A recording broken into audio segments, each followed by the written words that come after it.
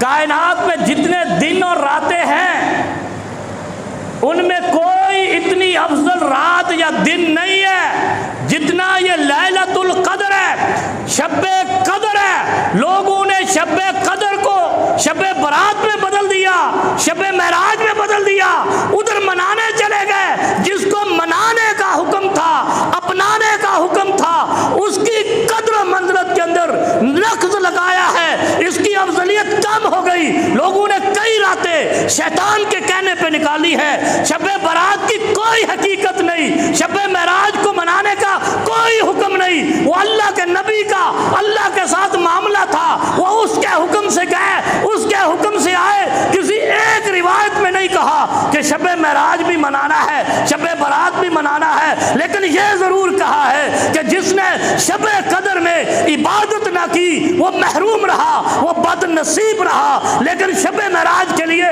यह नहीं कहा कि जिसने शब्बे महराज नहीं मनाई वो महरूम रहा। शब्बे बरात के बारे में यह कहीं नहीं कहा कि जो शब्बे बरात में कब्रिस्तान नहीं गया वो महरूम बदनसीब रहा। शब्बे कद्र के बारे में कहा है, रमजान के आखिरी अशरे की ताक रातों के बारे में कहा है कि जो इन रातों में इबादत ना कर सका वो महरूम है, बदनसीब है, बदकिस्मत है। रब के यहाँ अपनी मग़फ़िरत नहीं करवा सका, अपने लिए माल नहीं मांग सका, अपने लिए औलाद नहीं मांग सका। इससे बड़ा बदनसीब जन्नत से महरूम कोई शख्स नहीं है, खुशहाली से महरूम बदनसीब कोई शख्स नहीं है।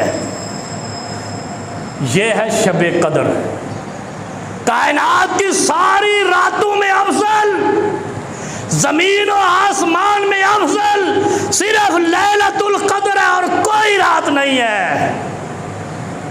हमने बनाई है ना दूसरी रातें, तो वो ऐसे ही बनाई हैं कि शैतान ने हमारे कानों में पेशाब किया है। शब कद्र भी है, शब बरात भी तो है, शब महराज भी तो है, जिसका कोई हुक्म ही नहीं है, जिसका कोई तरीका भी नहीं है, जिसकी रात में कोई इबादत का सलीका भी नहीं है, कोई हुक्म भी नहीं है, कोई रकतें भी नहीं बताई।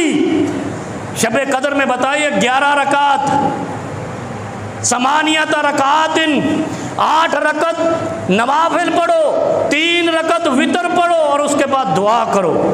शब कद्र में जाग कर गुजारो। कहा है ना, मन कामा लैलतुल कद्र ईमान व एहतिसाबन गुफ़िर लहू मा तक़द्दम मिन ज़ंबिही। जो लैलतुल कद्र में क़याम करता है ईमान और अजर की नीयत से, अल्लाह उसके पहले गुनाह माफ़ कर देता है। 360 दिनों की किसी रात के बारे में ऐसी रिवायत नहीं आई। चैलेंज है हमारा, दावा है हमारा, कोई शबे बरात के बारे में ऐसी रिवायत ला दे कि उसमें क़याम करने वाले के पिछले गुनाह माफ़ हो जाएंगे।